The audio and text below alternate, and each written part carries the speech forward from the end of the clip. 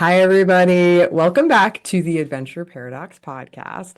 And I have a very special guest with us here today. Yarona Boster is an advanced certified life coach, certified speaker coach, international speaker, and TEDx presenter. She's also the best-selling author whose work centers on the power and complexity of human communication.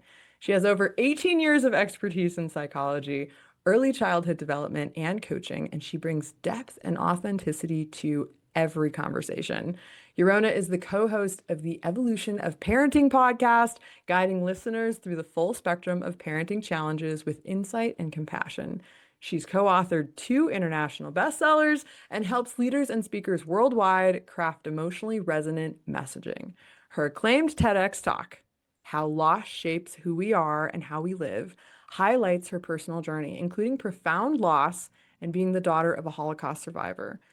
Eurona's approach blends resilience, intention, and empathy, empowering others to redefine how they connect, lead, and heal. She continues to challenge traditional norms and build bridges between personal experience and purposeful communication. Oh my gosh, Yorona, welcome to the podcast. How are you today?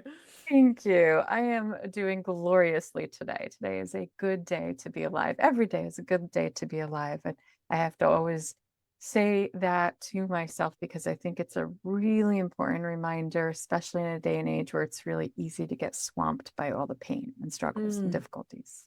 Yeah, let's talk about that and Yeah. getting swamped by the pain, by the difficulties, especially I know your position as a coach, you probably have a lot of folks bringing that into the space potentially. Could you just share with us your response to someone who is struggling or in that mindset? Absolutely.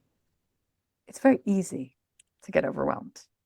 In fact, it's probably the easiest thing to do, especially in this day and age. We are in an influx of information overwhelm. And as humans, we're not designed for that. We are actually a designed species for critical thinking and deep thought process. And it's beautiful when we have that opportunity to sit deeply with something in contemplation. And a lot of people feel bored in that place and space. And they feel like they're supposed to be constantly plugged in. But the reality is that's not the way that we were designed. And you know that old saying, ignorance is bliss? The thing is, it's not really about ignorance. It's about understanding that living a life where you have a purpose, not every purpose, is the point. Mm, A purpose. But I see in this day and age so many people who struggle because they're like, oh, there's a new crisis here and a new crisis there. With this plug into the world knowledge that we now have, it's too much. It's just simply too much. So, the first thing I do with a lot of my clients is ask them to unplug, whether that's metaphorically or physically, they need to unplug and stop over participating because there is an attitude that we're supposed to be participating in everything. We're supposed to be a social justice warrior for every cause and this. And what's the new thing here? And what's the new thing here? And because it's not just that the information is overwhelming, but it's the rate at which we receive the information mm, that our brains were not designed to handle. And I'm not saying that we're unfortunately not rewiring our brains. We are, but to a detriment, to a mm. loss. We are actually causing ourselves to be more capable of taking in all the knowledge, but less capable of computing all the knowledge for ourselves. Mm. This is fascinating, and it's making me think about something.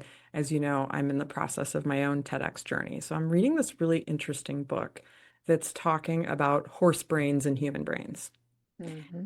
And what's very interesting is that if you clone a horse or any animal, by the way, you don't get the same horse twice. And the main reason is the brain has different experiences. There's no way you can recreate the same experiences. And so your brain is reshaped differently, even with a clone, even with the identical, right?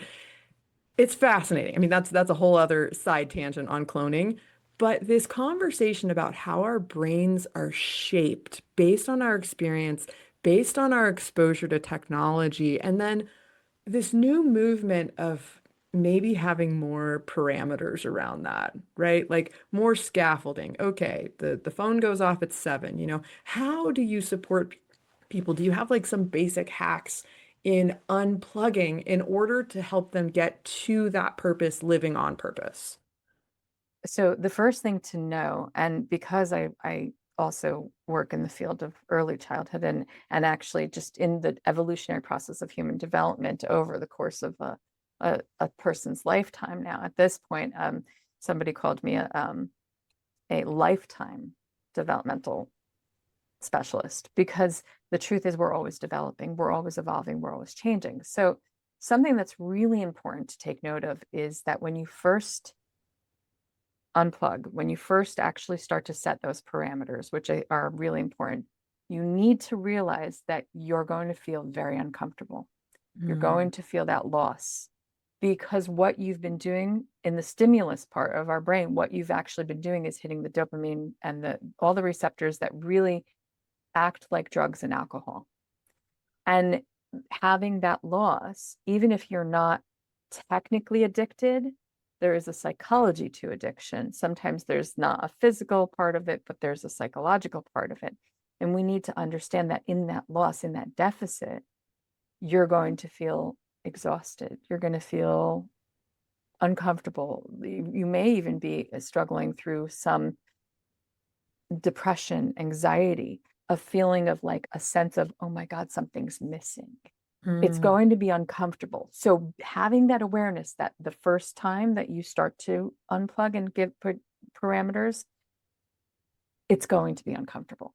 So one of the things I try to get people to understand is don't do a cold turkey situation unless you are experiencing true addiction circumstances. And even that cold turkey rarely ever functions well for most people. mhm, So incremental breaks are necessary. So start with incremental breaks.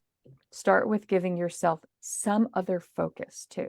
You don't just want to, for most people, it's really hard to stop and not start something else. mm, And because we're a very physical species, we are designed for physical movement. And what's really incredible about knowing about developmental gross motor patterns, which is our physical movement, and even fine motor patterns, but they're actually a part of our learning process. And the way our brains function is that more movement teaches us more things, especially in mhm, the early stages. So, what I would do is see if you can try to replace that sedentary aspect of being plugged in, whether it's to your a handheld device or a computer or something like that, with something physical. It can be as simple as walking around your house a couple times, you know? It can be as simple as having a cup of tea, sitting by the steps of your front, wherever, sitting somewhere and watch and observing. And what mm, I want people to start doing is think about observing in a sensory capacity. So this is very important. We are also gross motor movement is also a part of our sensory components. So sight, smell, taste, touch, and hearing.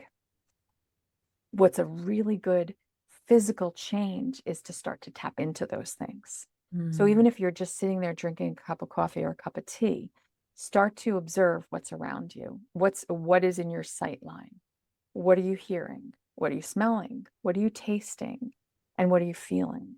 Start to pay attention to your senses because as soon as you start to tap into what your senses are telling you, it actually taps into the motor area of your body and it tells you what to do. Ooh, that sound is a little bit too much. I think I need to move away from that sound. Or that sight is so beautiful. I want to move into it. Okay. mm, And it gives you the opportunity to tell your body to take some sort of version of momentum, some sort of motor movement to that thing, whether it's a walk outside or walk indoors if it's too hot or too cold outside, whether that is maybe just doing a little bit of physical, exercise, some kind of exercise momentum, some kind of walking up and down your stairs, really whatever it is that moves you, tap into what moves you. And that really helps you in that space of disconnect, in that, because when we're in that space of disconnect, like I said, it's really uncomfortable. And a lot of that discomfort comes from just kind of going like, what do I do now? How do I keep my brain occupied? But the intention is also that we want to shut our brain down from what it just took in. Because, and this is something really important.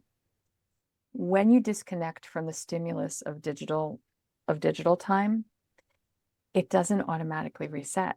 Your brain is still being stimulated for long periods after you physically disconnected. Yeah. Long periods. I can't remember the exact statistic.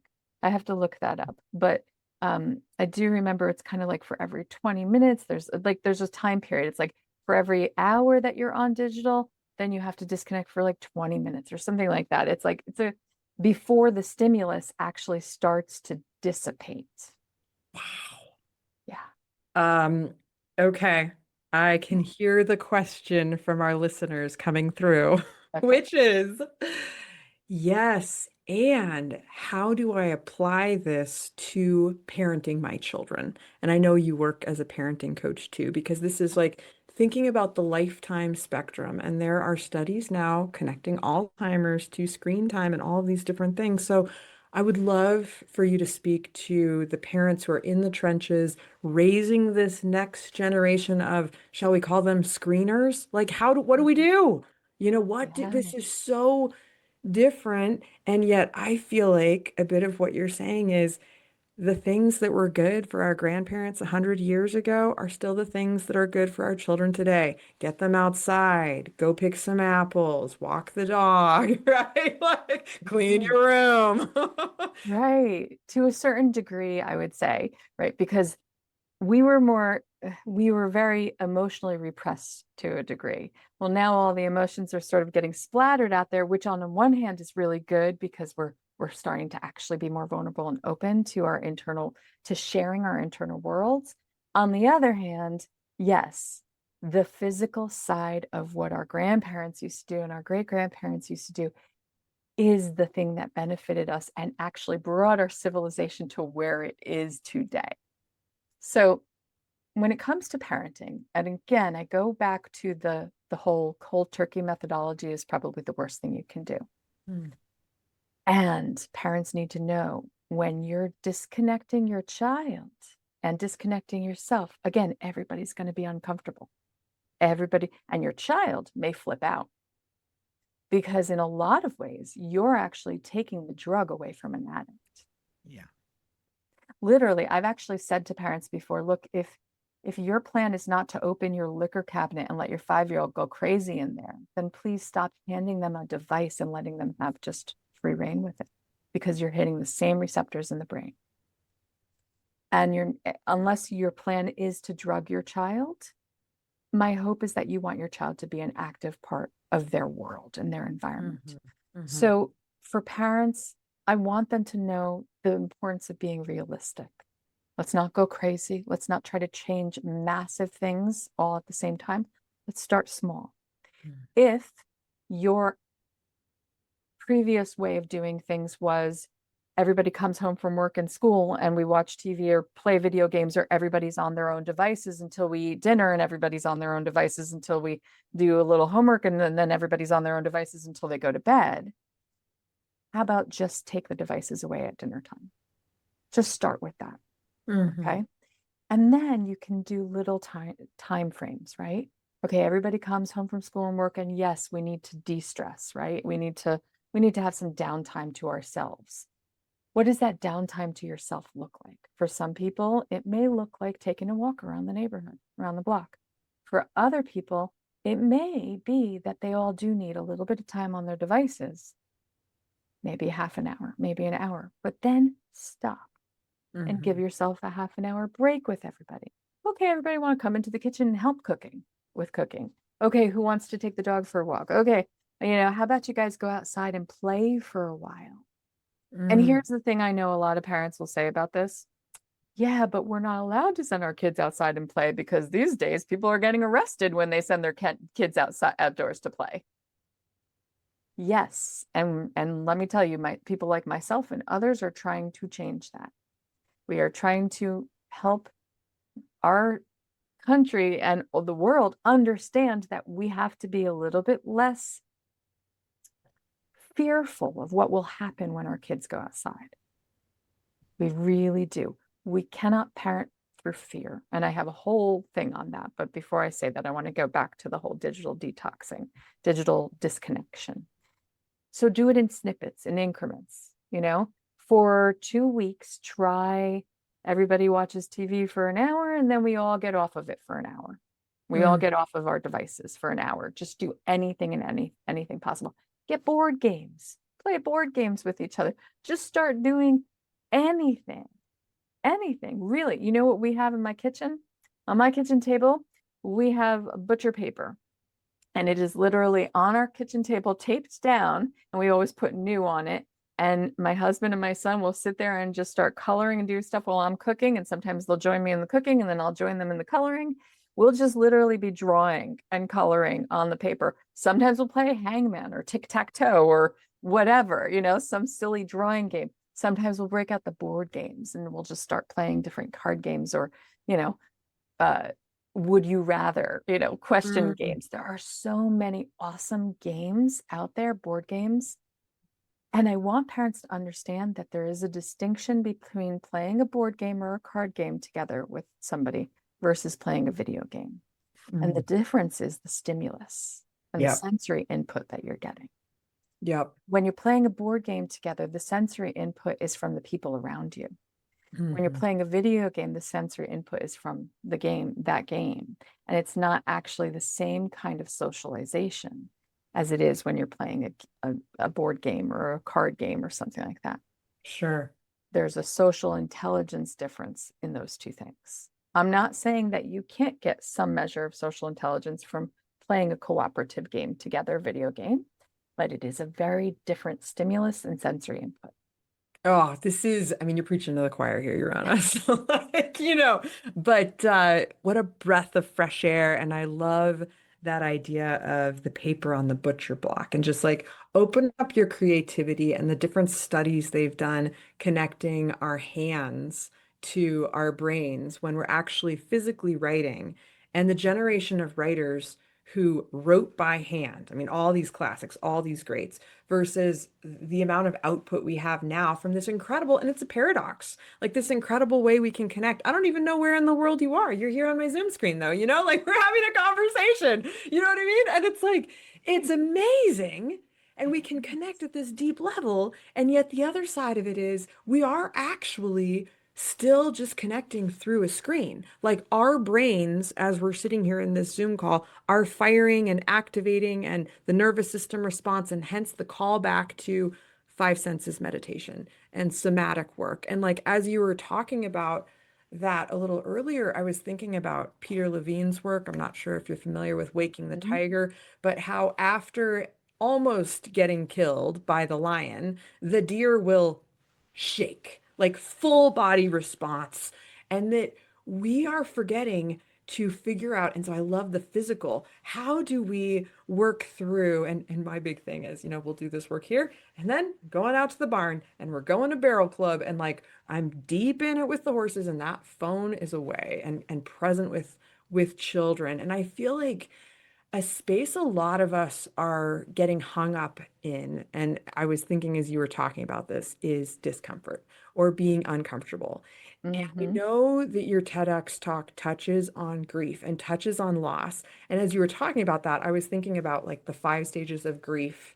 And, Mm. basically there are different stages of being uncomfortable, and working through that. And I think our listeners really need to hear, how do you work through those? Because a lot of us, I think we're having this collective grief of who we used to be, right? And who we're becoming. And the other thing that's so Mhm. scary, as you were talking about, like the board game versus, the Right. screen game. Video game.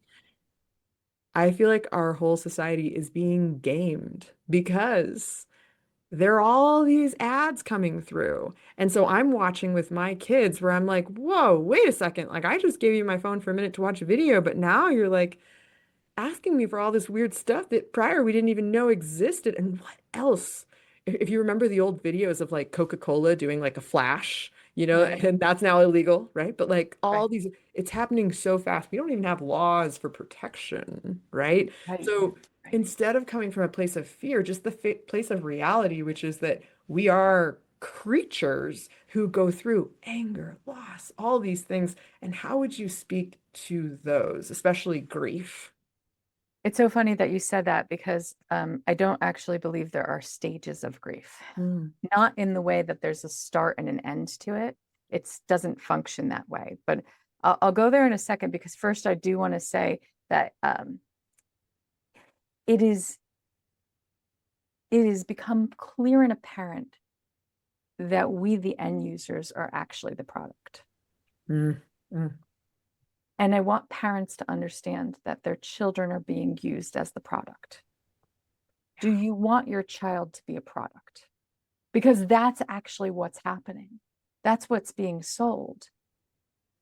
Are you willing to allow your child to become a product of a system that is at its heart a capitalistic, money making machine, right? Yeah. Always more money, more money, more money. Or do you want your child to live in a life and develop their own path, their own environment, and what works best for them in a world that's often chaotic and rarely comfortable? So let's talk about that pain and discomfort. Some of those things include boredom. But here's the beauty about boredom: boredom breeds ingenuity, creativity. It breeds the opportunity to learn something new. When we're driving in the car with my son, he doesn't have a tablet or a phone in front of him. We sing songs, we play games on the road. We have this, there's a game called Road Trip where you have these cards and it tells you, okay, you Hmm. got to find a bird on a wire, a plane in the sky, there's all different stuff. But even before we got that game, we used to play like I Spy before he could spell and stuff like that. We used to play imagination game. One of my favorite ones is what's in that trunk? And we Hmm. would come up with all these different things like, what do you think that truck is carrying? Oh, I think it's carrying a whole load of spaghetti. And I just Mm. want to jump into it and like swim around. We would just, it was about breeding the imagination, the creativity, the ingenuity. And we don't do that anymore because our creativity and imagination has been usurped by digital media. Yeah. So instead of creating it for ourselves, we're allowing other people to create it, and we're just a stagnant response mechanism. So I want to talk about that pain aspect because pain is a beautiful thing because it breeds change, it breeds something. Pain is always there to tell you something. It's a stimulus to tell you something. It's an indicator that something is a need to change. There is a need to change and not just be plugged in.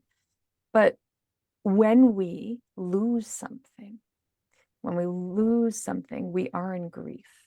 Mm. So in grief, you can feel how you want to feel. And one of the most important things is that means your kid may be really angry at for disconnecting them. Your kid, and the truth is they have to cooperate to it. It can't be just a you do it and they cooperate. It has to be an agreed plan.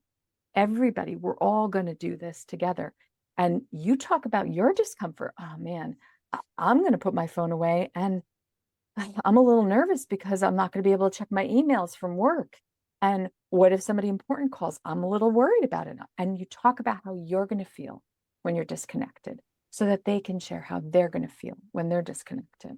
And you Mm. have these conversations about the uncomfortable side of things. And you allow any feeling to be true, Yeah. meaning don't tell them that they shouldn't feel that way or they can't feel that way. And the worst thing you can do is say, it'll be okay. Because Mm. guess what? Someone telling someone else it'll be okay, it's not for you to say it'll be okay. Only that person gets to decide when it's going to be okay. And so let's Mm. talk about that from a grief and loss perspective. When and my talk was centered around loss, and yes, I talked primarily about my father's death, but I've had an excess of death in my life. And I still remember this moment when my niece died, before I knew that she had died, I ran to the hospital and I got to the reception desk and I was shaking again, physical, right? Your physical response. I was shaking and I was like asking for the information and she gave me the information. And as I went to turn to run, she's like, "Oh, honey, it'll be okay." And I ran upstairs and I ran into the room and my sister stopped me and she's like, "Don't come in here if you can't handle this." And I looked over and there was my niece. She was already gone. It was just her body. And in that moment, what struck me the most was how enraged I was. Mm, And I wasn't angry because of her death, although, there was that too. And I was angry at that woman. mm-hmm, How dare she mm-hmm, tell me it'll be okay? mm, No one has the right to dismiss your feelings and tell you when you're going to be okay or that it will be okay. We are the only people who are allowed to manage our emotions and also allowed to feel the crap, feel the grief, feel the pain, feel the uncomfortable stuff, feel the moments when, guess what? It is not okay. mm. And I am not okay. And no one else gets to tell me when it's going to be. And that's the thing about death and loss. Because the reason why I go there with parents is because of this. And this is something that is in one of my books. I wrote a chapter for a co-authorship book called The Investment Every Parent Needs. And Mm, it's to start talking about death and loss and the natural life cycle. And the reason is because no parent will be able to save their child from the loss of them. mm, mm, You could be a multi-billionaire, a trillionaire, whatever. You could set your child up for life. You could make sure that they never are uncomfortable. They're always given everything they want, everything they could ever possibly need. You could set them up for life. But there is one thing you cannot protect them from, and that is your demise. yep. And in the natural life cycle of things, it comes for us all. Yeah. My Mm, mom, she used to jokingly say, life. Nobody ever gets out of it alive. mm.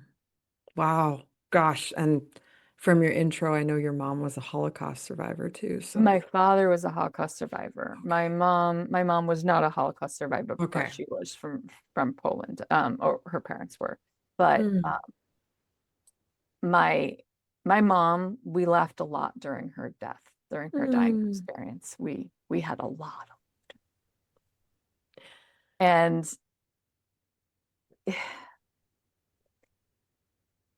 one of the things that I have come to really firmly believe is that we cannot be here without death. Yeah. Mm-hmm. And that means that death is something to be accepted and expected, not to then say, oh, I just give up, right? Mm-hmm. Mm-hmm. I'm Mm-hmm. just gonna sit back and wait for my death to come. Not that kind of accepted and expected, but rather the fact that you can live a really beautiful, full life because you don't know when your last breath will be. And no one is promised the next breath. Mm, totally. So good. I feel like you're taking me back to a life and death series I did where I interviewed a death doula, and I had just never like considered a death doula's approach to death. And I had had enough experiences in pretty close succession at that point of death that I had also experienced the joy and the laughter and just like the beauty that can be possible in death, even tragic and horrible deaths. And I'm so sorry about the loss of your niece. And I feel like, you know, the gal who was at the front desk who said to you, "Oh, it's going to be all right." It really speaks to another cultural thing that we're all grieving and trying to make sense of, which is this idea of toxic positivity.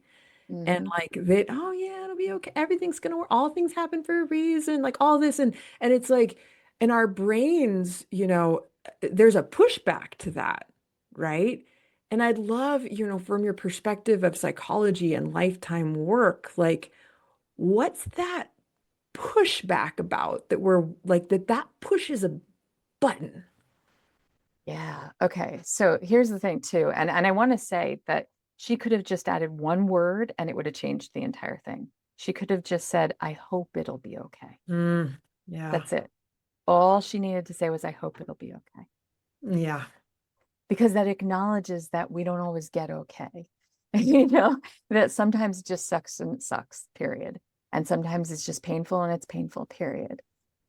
So the reason why we push back is because of our core fear, our survival instinct. Mhm. So our survival instinct is really, really interesting. And it's a part of our reptilian brain. And it's so old and so ancient. Our survival instinct, I believe, okay, I believe in a higher power. And whether you believe in a higher power or not, I will say, I think there was that our higher power had a really great sense of irony to create a species where change is the only inevitable thing, and death is a permanent. Death is just the death of this vessel is a permanent change, right?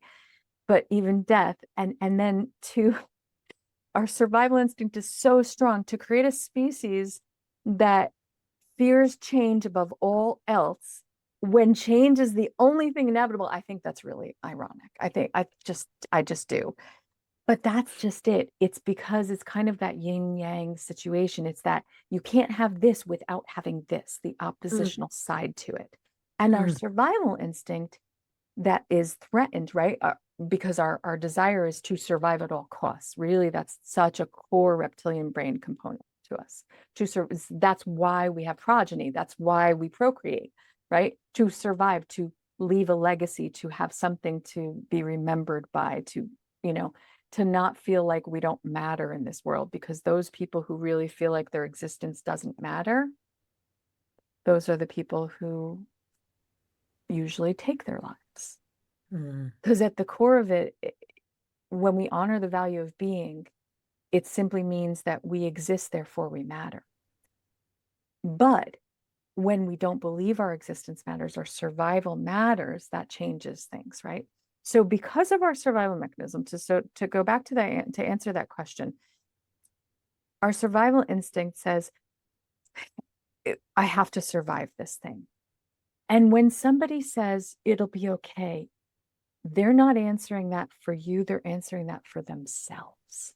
Yeah. Their survival instinct is waking up and going, it's got to be okay. I've got to survive this.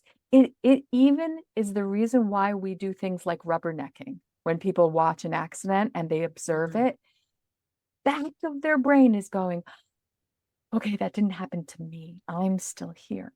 So when Mhm. we see something potentially tragic or actually tragic, the reason why we respond saying, it's okay, it'll be okay, God has a reason, is because we're trying to justify it for our survival instinct. Fascinating. Yeah. So when we actually go, when somebody loses someone, I don't really say, I'm so sorry for your loss anymore. I say, I'm so sorry for the pain of your Mhm. loss. Mm. I am so sorry you're going through this pain right now. And it Mm. and my heart is breaking for you.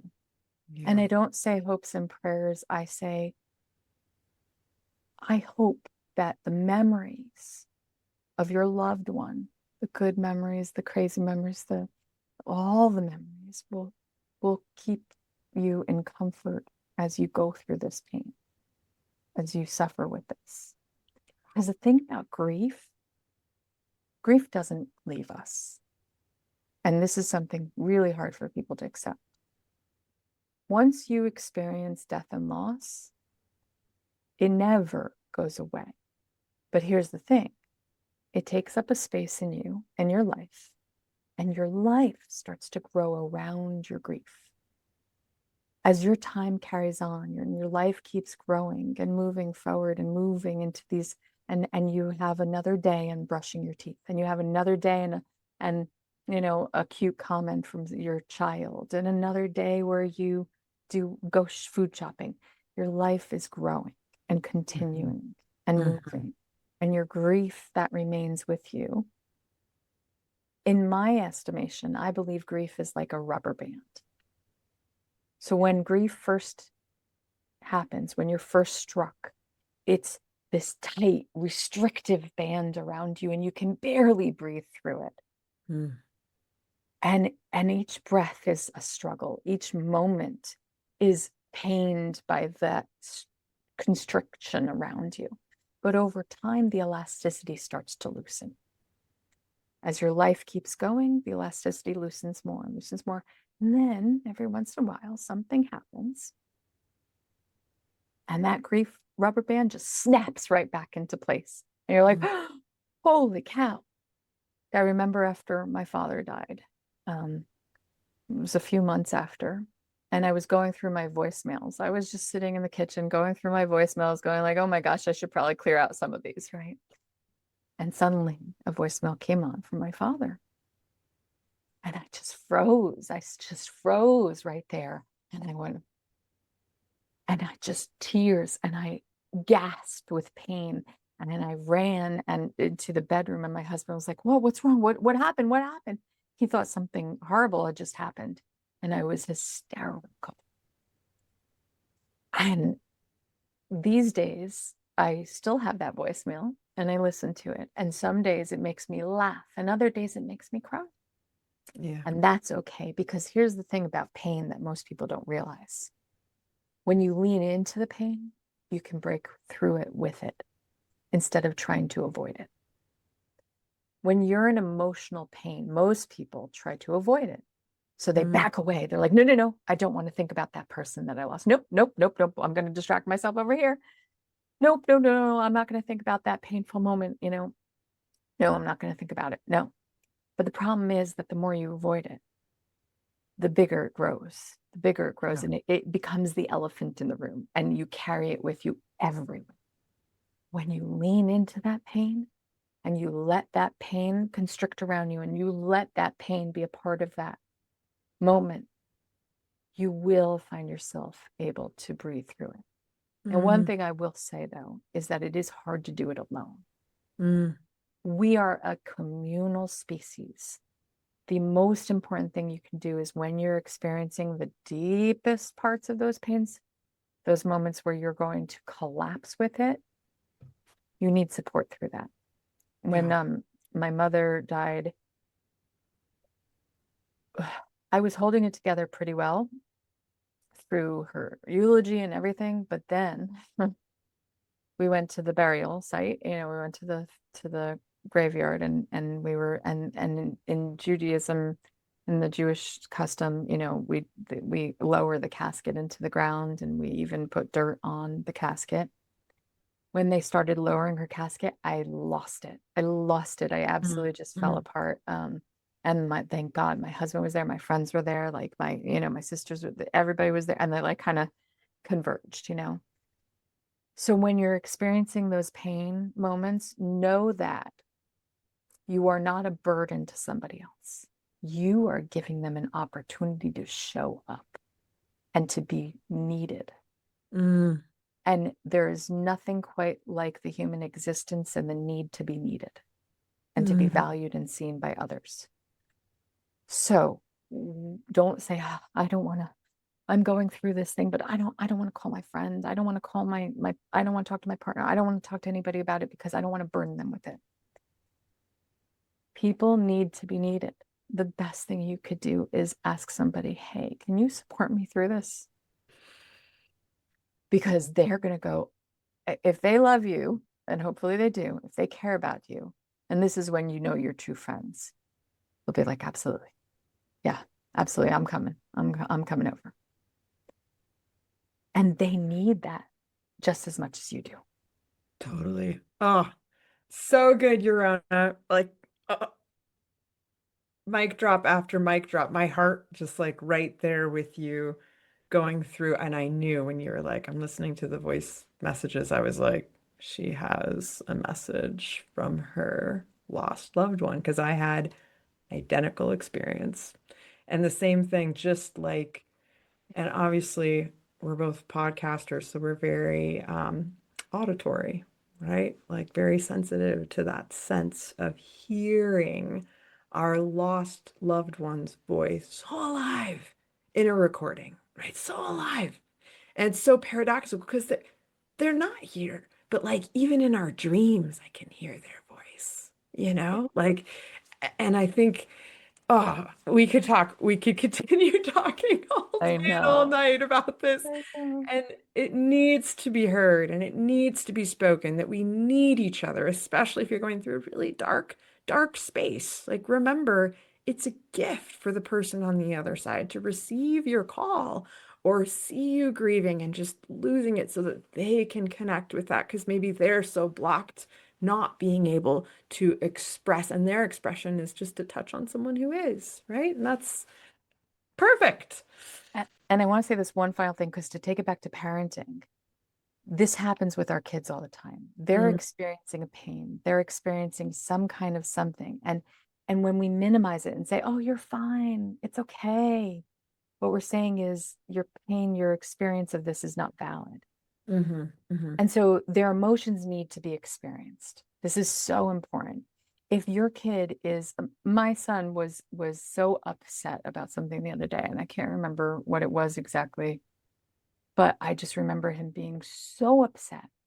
And rather than tell him, "You're okay, you're fine, you're okay." Because remember, when we do that, what we're saying to them is, "Oh, I'm uncomfortable here. Right. Ooh, I don't like this. My child is in pain." Because parents feel too they feel the pain magnified. They're on their pain, they're feeling their pain, and Mm, they're feeling their child's pain. mm, So what do we naturally want to do? We want to fix the pain. Oh God, I don't want to be uncomfortable here. I don't want to be in pain. I don't want to watch my child suffering. So right. what do? They try to fix it. They try, and in trying to fix it, and trying to fix someone else's pain, you do their pain a disservice. You do them a disservice and you do their pain a disservice because you don't allow them to be a part of that pain and to move through it. Yeah. You tell them, "No, no, no, cut yourself off from that pain. That's not okay. That's not acceptable. You can't feel that.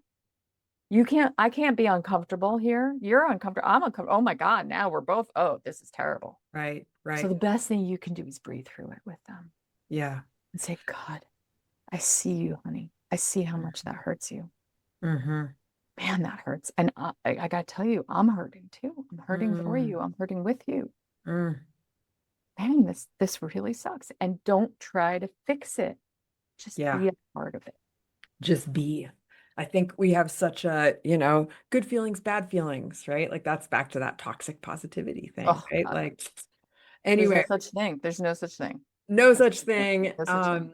I know we never got to talking about TEDx, and you have like a TEDx event you're now putting together. I don't know if you want to share about that, but if people want to find you, can you tell us how they'll find you? And this has been like such a moving conversation for me to the core.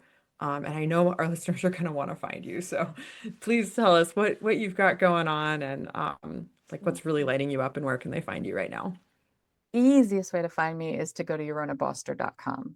Just go to my name.com because there is linked to the footprintscoaching.org, which is the parenting and loss work that I do. Yaronaboster.com is the speaker coaching work that I do in the speaking world that I work in. Um, and I'm so happy to work with anybody who needs me. One of the things I will tell you that I love is individualized coaching because that means I can help you make the journey unique to you. And we're all unique human beings, which means that we all require unique support. So Totally. that is what I love to do the most. So if somebody's looking for that support in any way, shape, or form, whether through life coaching, parent coaching, loss, and struggles of that nature, or even an adult child with adult parents struggling in that respect, or you're a speaker, you're looking to upgrade your journey on the speaking in the speaking world, and you need that support, come find me. Awesome. Thank you so much, Yarona. And remember, we'll have all of this in the show notes. So you can click on the link, take a walk, and then click on the link and dive in. All right. Thank you so much for sharing your gifts with us today. And we'll see you all or hear you all next time. Take care. Bye bye.